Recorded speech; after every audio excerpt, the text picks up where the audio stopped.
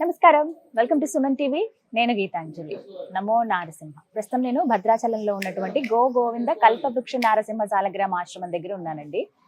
ఆశ్రమ నిర్వాహకులు డాక్టర్ కృష్ణ చైతన్య స్వామి మనతో పాటు ఉన్నారు. ప్రముఖ నృసింహ ఉపాసకులు, వారితో మాట్లాడతాం. గురుగారు నమస్కారం అండి. నమస్కారం అమ్మా.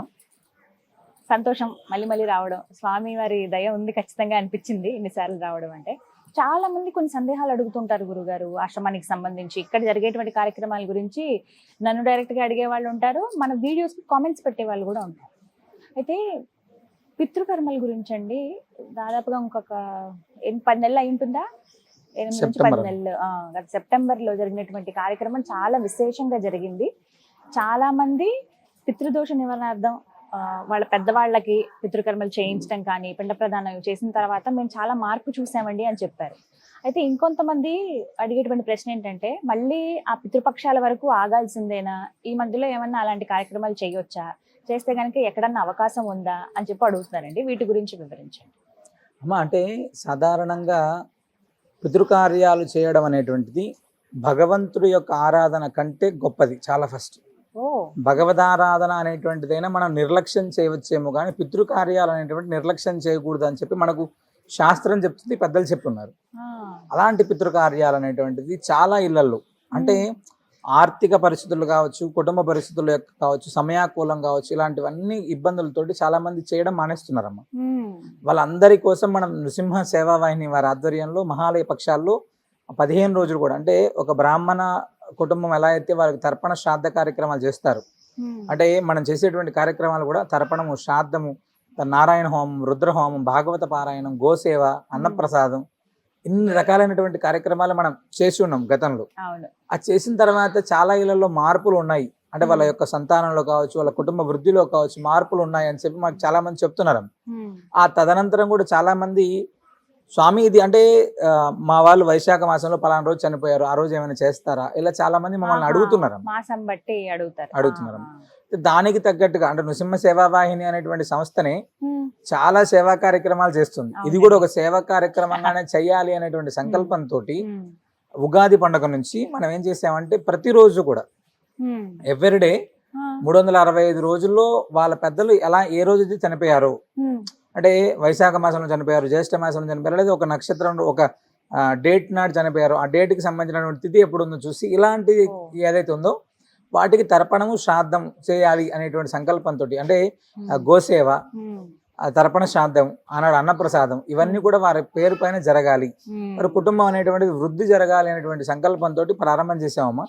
చాలా మంది అంటే వారి వారి పరిస్థితులను బట్టి సంప్రదిస్తున్నారు, చేయడానికి ఏర్పాటు చేస్తున్నాము.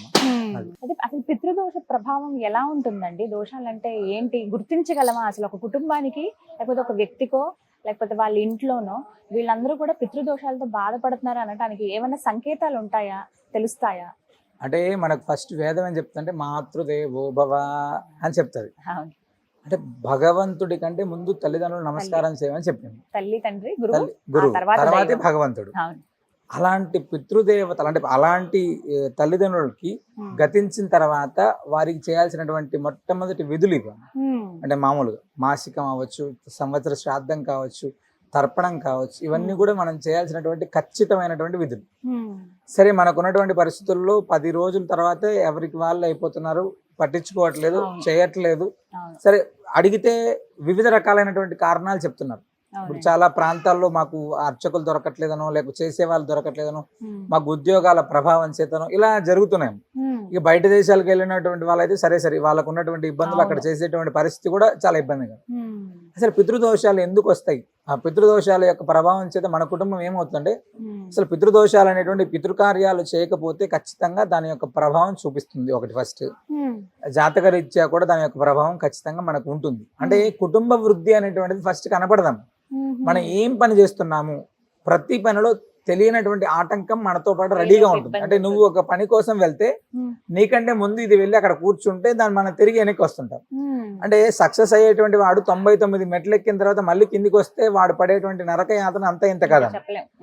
ఉద్యోగానికి సంబంధించినటువంటి ప్రయత్నం కావచ్చు, సంతానానికి సంబంధించినటువంటి వాళ్ళు కావచ్చు, చాలా మందికి ఆటిజం అనో, పుట్టినటువంటి సంతానం ఇబ్బంది పడేటువంటి వాళ్ళు కావచ్చు, ఇలా చాలా రకాలైనటువంటివన్నీ కూడా ఈ పితృదోషాల ప్రభావం చేత వచ్చేటువంటివి. అంటే మన కుటుంబం ఎప్పుడు కూడా అన్యోన్య అన్యోన్యంగా లేదు, మన కుటుంబం ఎప్పుడు కూడా వృద్ధిగా లేదు, ఏదో రకమైనటువంటి ఇబ్బంది. అసంతృప్తి మనకు ఉంది అంటే దీని యొక్క ఇంపాక్ట్ మనకు ఖచ్చితంగా అర్థం అవుతుంది. దీనికోసం ప్రత్యేకంగా జ్యోతిష్యాలు, జాతకాలు, శాస్త్రాలు కూడా అక్కర్లేదమ్మా. మనకు తెలిసినటువంటి విధంగా మనం చూసుకున్నా కూడా కానీ ఒక మాట నేను విన్నాను గురుగారు, పితృదోషం ఉంటే అది తరతరాల వరకు ఇబ్బంది పెడుతుంది అని చెప్పి నిజమా అదే అండి? చేసుకోవాలమ్మా. నేనేమంటున్నా అంటే అది చేయకోకుండా మనం అది చెప్తా, ఫస్ట్ భగవత్ కార్యం కంటే గొప్పది ఇది, నువ్వు దీన్ని సరి చేసుకో ఖచ్చితంగా. అమావాస్య ఇలాంటి తిథులలో ప్రత్యేకంగా తర్పణ శ్రాద్ధ కార్యక్రమాలు చేయి, వారికి సంబంధించినటువంటి నాడు ఖచ్చితంగా గోవుకు సేవ చేయి.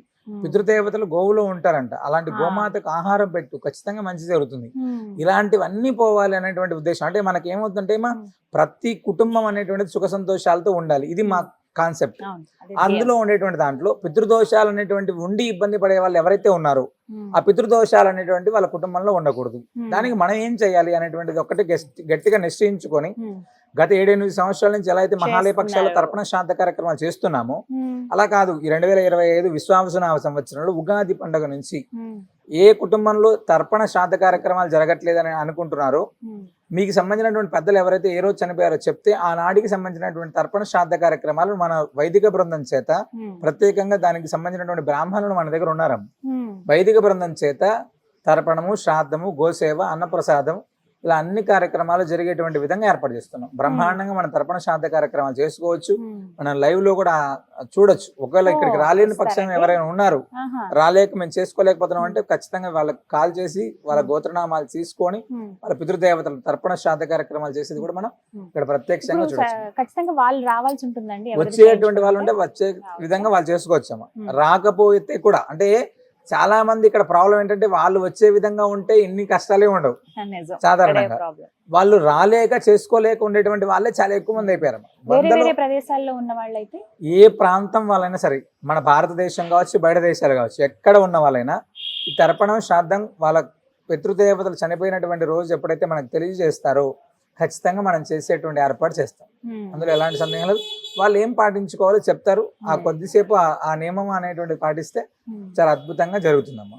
అవకాశం ప్రతి ఒక్కరు కూడా ఇది వినియోగించుకోవచ్చు. గురుగారు, అయితే ఇక్కడ ఈ ప్రాంతంలో చేయడానికి విశిష్టత ఏమన్నా ఉందా? అంటే సాధారణంగా భద్రాచల దివ్యక్షేత్రం గోదావరి నదీ తీరం అమ్మ. ఫస్ట్ దక్షిణ అయోధ్య అంటే భగవంతుడు ఇక్కడ మోక్షరాముడు అని పేరు, అంటే మోక్షం ఇచ్చేటువంటి వాడు ఇక్కడ ఉన్నటువంటి రాముడు. అదే విధంగా మన దగ్గర ఉన్నటువంటి చాలా గ్రామం కల్పవృక్ష నారసింహస్వామి వారు, అంటే యం కామయతే చిత్తం తం తం ప్రాప్నోతి నిశ్చయం అని ధర్మబద్ధమైనటువంటి సంకల్పాలను నెరవేర్చేటువంటి భగవంతుడు. మోక్షరాముడు, మోక్ష నారసింహుడు, వీళ్ళ దగ్గర ఇది చేయడం అనేటువంటిది చాలా అత్యద్భుతమైనటువంటి ఫలితాన్ని ఇస్తుందమ్మా ఖచ్చితంగా. గురుగారు, మరి ఎంత ఖర్చు అవుతుందండి వీటికి? ఎలా అసలు నమోదు చేసుకోవాలి? ముందుగా పేరు, గోత్రం ఇవి చెప్తే చాలా రాలేని వాళ్ళైతే అంటే తండ్రికి సంబంధించినటువంటి వారు గతించారా, తల్లికి సంబంధించినటువంటి వారు గతించారా అనేటువంటిది మనం తెలుసుకోగలిగితే అమ్మా దానికి సంబంధించినటువంటి పేర్లు, అంటే 3 తరాల పేర్లు అవి తీసుకొని తర్పణం, శ్రాద్ధం అవన్నీ కూడా నిర్వహిస్తారమ్మా. సాధారణంగా వేలాది రూపాయలు ఖర్చు కాకుండా చాలా తక్కువగా అవ్వాలి, ప్రతి కుటుంబం కూడా చేసుకోవాలి అనేటువంటి సంకల్పంతో మనం చేస్తున్నాం.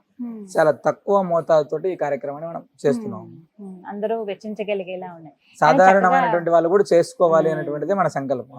అందులోనూ వస్తే ఇంకొక ఉపయోగం ఏంటంటే చక్కగా అందరికి గోవిందుడిని, గోవులని ఒకేసారి సేవ చేసుకునే భాగ్యం దక్కుతుంది ఇక్కడ ప్రత్యేకంగా. అందరికీ తెలిసిందేనండి, ఇప్పటికీ చాలా మంది తెలిసి వచ్చిన వాళ్ళే. ఇంకా ఎవరైతే ఇలా రావాలనుకున్నారో వాళ్ళకి ఇది ఒక గొప్ప అవకాశం. ధన్యవాదాలు గురుగారు. విన్నారు కదా, ఇక 365 రోజులు కూడా మన పెద్దలకి తర్పణాలు కావచ్చు, పిండ ప్రదానం కానీ ఇవి చేసుకునే అవకాశం అండి. ఎవరైతే పితృదోషాలతో ఇబ్బంది పడుతున్నారో, బాధపడుతున్నారో, ఎక్కడ వారికి శాంతి చేయించాలో తెలియక చాలా మంది ఆ సందిగ్ధంలో ఉండిపోతారు, ఇంకా ఆ బాధలను అనుభవిస్తూనే ఉంటారు. అలాంటి వారి కోసమని ప్రత్యేకంగా గోవింద కల్పవృక్ష నారసింహ సాలగ్రామ ఆశ్రమ నిర్వాహకులు డాక్టర్ కృష్ణ చైతన్య స్వామి గురువు గారు నృసింహ సేవ వాహిని పేరుతోటి ఒక సర్వీస్ లాగా చేస్తూ ఉన్నారండి. ఎవరైతే మేము ఇలా కార్యక్రమం చేయించుకుందాం అనుకున్న వాళ్ళు పితృపక్షాల దాకా ఆగాల్సిన అవసరం లేదు. 365 రోజులు ఈ అవకాశం ఉంటుంది కాబట్టి ఈ పేరు, గోత్రాలు దూర ప్రాంతాల్లో ఉన్న వాళ్ళైతే నమోదు చేయించుకోండి. లేదంటే కనుక ఆశ్రమానికి వచ్చి మీరే స్వయంగా ఆ కార్యక్రమంలో పాల్గొని పితృదేవతల అనుగ్రహంతో పాటు ఆ స్వామి వారి అనుగ్రహం కూడా పొందండి. వివరాల కోసం స్క్రీన్ పైన నెంబర్స్ అలాగే ఆశ్రమం అడ్రస్ కూడా అందిస్తున్నాను, కనుక్కోండి. ఇది వాళ్ళ వీడియో. నమో నారసింహ.